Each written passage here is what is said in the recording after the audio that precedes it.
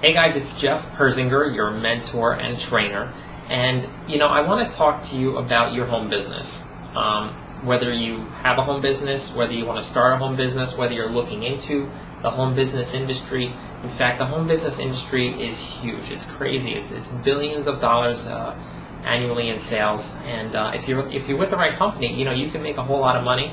You can gain a whole lot of friends, and you can have a really fun time. And that's what I want to talk to you about. I talk to a lot of people in a lot of companies, and I teach them how to evaluate not only their company, but other companies that they may be pitched to, and opportunities out there that are really not opportunities at all when you really dig down past all the hype and dreams and the really big picture that they want you to see. So I want to give you a few things here that you could write down, take some notes. You can go back and revert to this for future reference, but this is what I do when I evaluate a company, and you should really do the same thing. Too many people just don't know how to evaluate their company, and I asked them, I said, it sounds like a great company. Why did you choose to get started with them? And either, they don't really give me a concrete answer. It's usually because a good friend is a member, and they led them into it, or they might have a good product, and then I'm going to touch on that. So here's what you want to look out for. All right, the first one is company track record and proven track record. You want to avoid all of the pre-launch deals out there. In fact, you don't want to be anyone's experiment. All right, your time is money. Okay, you're worth something, and you have to put a value on that. You want to get with a company and stick with a company that's had a proven track record, not for 2 years, 3 years, 4 years, 5 years, 10 years, 20 years, 30 years, 40 years. Because after all, you're going to be putting your sweat, heart, and soul and time into this new business, and you want to make sure it's here for the rest of your life. In fact, for your children too, so that way the income can be passed down. So you want to make sure that they have a proven track record. That way that that they've done all the experimentation, they've tried it, in the very beginning years, and it works. Okay, that's really important. The second thing is their financial wherewithal. Their books. You want to make sure that they have no debt. In fact, a lot of companies fail today and over the past because they run out of money. They don't have money. They're drowning in debt, and they can't pay their field reps. All right. You want to make sure that the company that you're going to choose or seek out has no debt. Bottom line. Period. End of story. You have debt, and next. Who's next? Okay. The next thing is, who's running this company? Is it one guy? Do they have a management force? Do they have a management team? Where did they come from? That's huge. Are they network marketing people? Are they multi-level marketing people? What I mean by that is, did they come from that industry? Were they, did they previously own one of those types of companies? Were they a top rep in a network marketing or multi-level marketing company? You want to stay away from these companies. You want to stay away from the companies that are run by other MLM guys. Period. End of story. Again, this is really simple. The reason being, the reason that they went out and created their own MLM company is because they realized that they can only get so far as far as being one of the reps. So why don't we create one of the company, because the guy at the top always wins, period. So if we can create the company, be the guy at the top, we're going to win, and forget about all the little guys like me and you and our friends next door.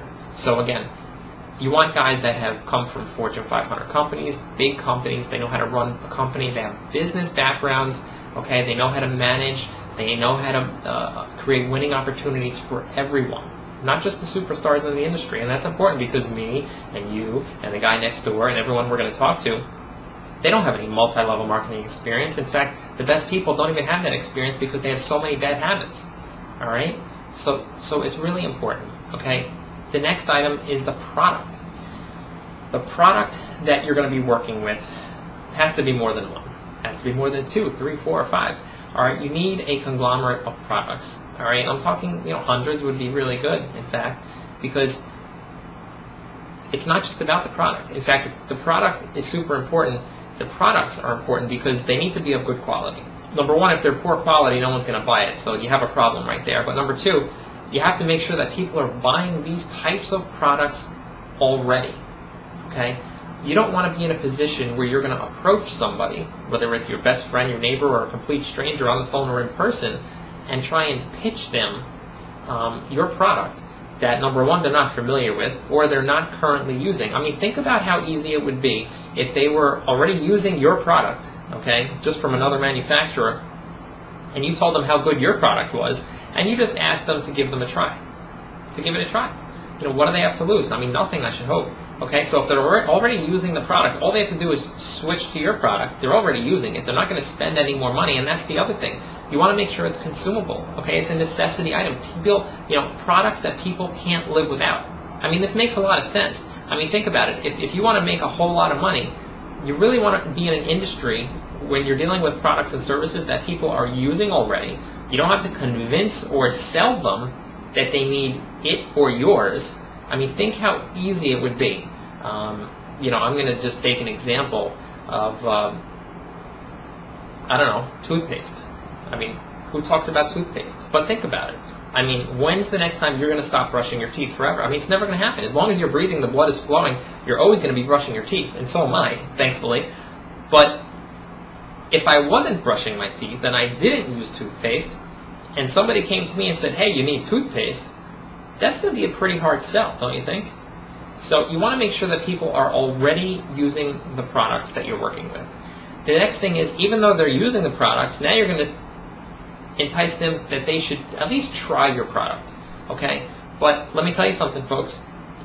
If your product doesn't cost, is not a similar price to the products they're already buying, they're not going to want to try your product. And even if they try your product, they're not going to stick around because they want to save money. Everybody likes to save money. Your products have to be competitively priced. I mean, if you take your products, if you put them on a store shelf next to the products that they're already buying, do they really have to look and think about which ones they're going to choose? Or is it a clear-cut winner? Is one $2 and one $10 and they're only going to go with the $1 item? You really have to be competitively priced. That's huge. That's how you're going to gain and win market share. Not only with you, an individual, but as a company as a whole. All right? Now, the next thing, the reason that people want a home business, okay, is for the income. In fact, you want to be thinking about residual income, money that comes in month after month after month after month, and years and decades and centuries, and that can be passed down to your children for something that you did one time, okay? And in order to achieve this residual income that's going to last your lifetime and your children's lifetime, you need two things: low attrition and a high reorder rate. You need to work with a company that has a proven track record of a high reorder rate. All right? So that's a big question you want to ask these companies, is what's the company reorder rate, the company track record? Okay? Take all their customers, the averages as a whole, take all your customer base that ordered last month or 2 months ago, and how many of those customers came back last month and ordered again. That's where the residual income comes from, folks. It's not about just signing up people and business builders here and there. You need customers, you need people that are going to buy your products on a regular, committed basis. All right? There's no residual income in buying something once every 3 months, once every 4 months. I mean, take a thing of lipstick. I mean, you know, I'm friends with a lot of women. They don't buy lipstick every month, every week, every 2 weeks. You need products that people are going to buy frequently. That's why consumable necessities are essential. Okay? You need a high reorder rate. So ask your company, what's the reorder rate? If they can't answer that, they don't have it on the tip of their tongues, that's a red flag right there. Okay? Ideally, something over 90% is what you should look for, what you should strive for. And let me tell you something, folks. I've been receiving residual income checks for many years now. I've made thousands of dollars, and it's because of the track record and reorder rate that they have. So again, attrition, you want a very small attrition, 5-10% max. If you're dealing with a company and they have an 80% attrition, that only means that means 20% of their customers are coming back over and over again. I mean, that's really not worth your time. It's not a good use of your time. There's people out there, these representatives, these distributors, these sponsors that tell you they have 20,000, 30,000, 100,000 people in their downline. Okay? MLM language here. All right? Okay, great. I'm not impressed. What I'm impressed with is the next question. How many of those 100,000 people that you've signed up ordered last month? That's what I care about, because that's a good gauge of who's going to order next month. Okay? If only 2,000 people ordered last month, and you went through all that effort to get 100,000 people, I mean, that's a lot of spinning your wheels, and you don't want to do that. Trust me, you're going to burn out real quick. You're not that unique individual. That's like a needle in the haystack, that type of person. So again, high reorder rate, extremely low attrition. I'm talking over 90% reorder rate, lower than 10% attrition, and you're going to be in good shape. All right. The next thing is low personal production requirement. All right. This is how much do you have to consume or buy or spend with that company on a monthly basis in order to maintain your membership or your customer, or to maintain your connection with that company, and number two, to receive checks. All right. Now, this comes to two things. Do you have to spend a minimum quota in order to just remain a customer, and do you have to spend an additional minimum quota in order to actually have the ability to receive checks? You want to make sure that these numbers are extremely low or zero at best. Okay. Because this is what's going to happen. You're going to go to your friends and your family and your neighbors and everybody that you know and tell them about this great opportunity. And what's going to happen is if you approach them and tell them that, yeah, it's a great company, great products, high reorder rate, low attrition, blah, blah, blah, company track record, management, the whole 9 yards, and you tell them it's $700 or $2,000 to open your doors, I mean, think about how many people, especially in this economy, have $1,000 to lay out. Not a lot of people. So you don't have a business right there that's very duplicatable. You want an entry fee that's small, under $100. I mean, most people. I mean, under $50, really. I mean, most people in their back pocket have $20, $30, $40, $15. I mean, that's what it's all about. That duplicates. I'm telling you, that duplicates. The other thing is that most people that get in the door to your business, 2 weeks down the road, they realize that, they're really not interested in the business. If they'll remain as a customer, you're lucky, all right, in most businesses out there. So now what happens is they laid out this $500 entry fee, this $300 entry fee, that's non-refundable, by the way, and now they want to get out, and they can't. Well, if they choose to get out, they're not going to get their money back. So what just happened?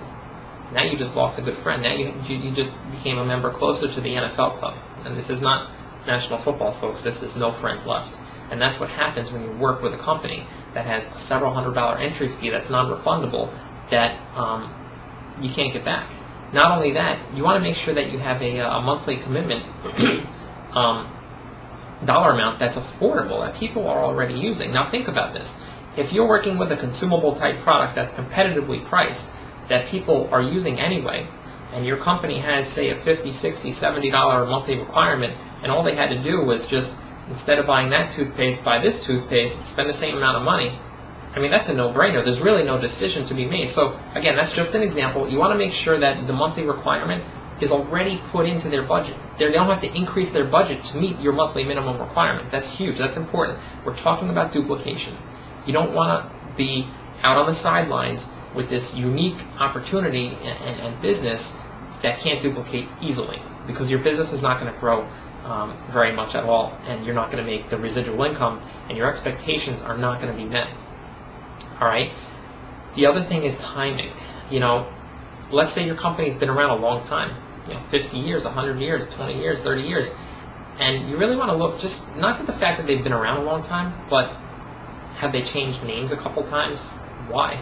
Have they gone under different umbrellas? Have they rebranded themselves to try and create some new images? There's some companies out there today where if you go knock on anyone's door, mention the company's name, they're going to slam the door in your face. Not that we're going to go door knocking and stuff, but you want to be with a company that doesn't have a bad reputation. I mean, you want to check out the Better Business Bureau. You want to make sure they have a great rating. They've had it for a long time. You want to check out the company. You want to make sure that the timing is right from the company and the background standpoint, because you want to be attached with it. You don't want to put your reputation on the line. That's the bottom line. The other thing is, obviously, we're all into these types of businesses to make money. That's the end of the road.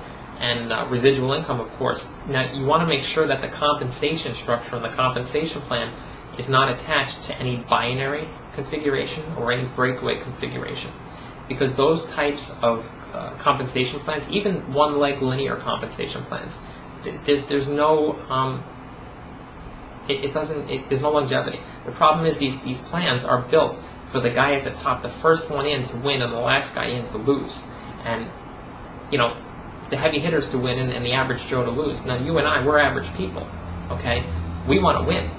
So if you're dealing with a binary or breakaway plan, You might win in the beginning, in the first couple of months while you're establishing and building your business, but let me tell you something, when you're at the $5,000 a month, $10,000 a month, $50,000 a month mark, which you want to be at and which you can get at and you can succeed at, and I'll help you do that, but once you get to those levels and you're dealing with a breakaway and they break away some of your compensation, that hurts. I mean, think about how long and how hard you had to build up your business to a certain rank, okay, a certain level, and then what they're going to do is break away some of your income. Basically just take away some of your income and tell you to go do it again. That way you can increase your income even more. I mean, does that make any sense? It doesn't, all right?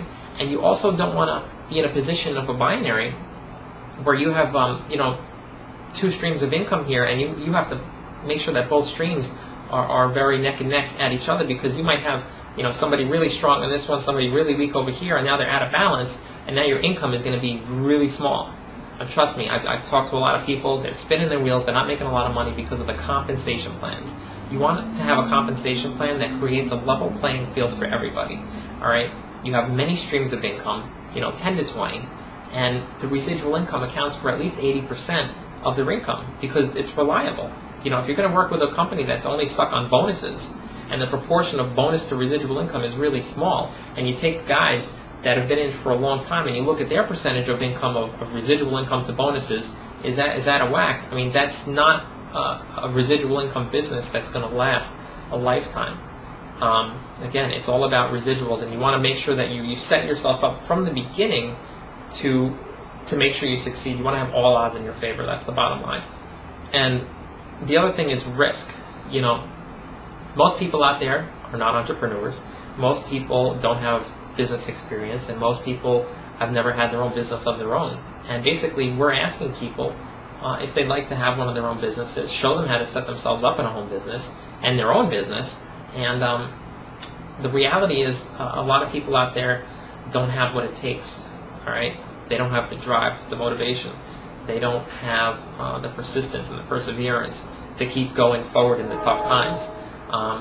Or they might get in it right away with a lot of excitement and lose steam after a week or two. All right? You're in the relationship business. This is a relationship business. You want to create friends, maintain friends, build and establish relationships. And if you can't give them an opportunity to get out and get their money back, you're not going to maintain the relationship. All right? You're not going to have a friend. So you want to make sure that whatever business or opportunity that you're with or you're presenting to other people, that they have no risk and that you have no risk. Because a lot of times people stay in companies because they forked over $200, $300, $400 of non-refundable money, and now they feel guilty that they can't stop what they're doing because they already put all this money in and they can't get it back. You're doing the business for the wrong reasons. You're not going to win. You're not going to succeed. You're going to stay at that level. It's just the way it works. It's psychology.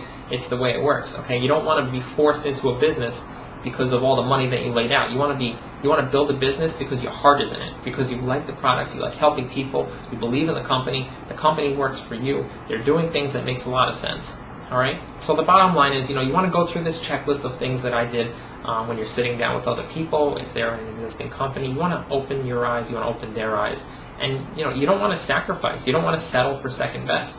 All right. I've been receiving residual income for several years now. I told you, thousands of dollars. I would have, it's a lot of hard work, but it's totally worth it because I know that income is going to be there tomorrow. I know next month how much my income is going to be on the low end. My organization is always growing, so it's always going to be increasing. But you don't want to sacrifice any of these points. You don't want to take any of these points off the table and still continue to do business because you're not putting yourself, you're not putting odds in your favor.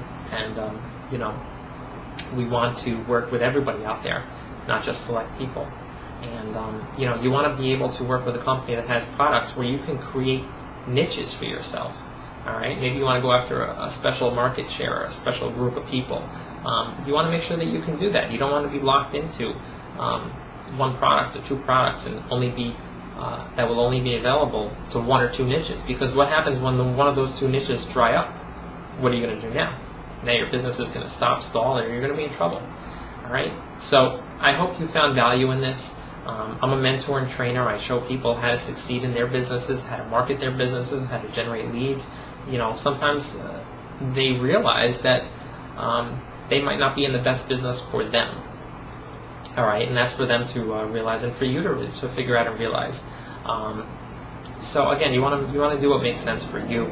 I can help you along the way. I don't charge anything for my mentorship.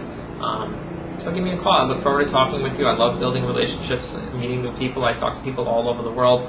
I have business in Hong Kong and Canada, all over the United States, and I look forward to working with you as well and helping you win at your business and making some serious residual income just like I have.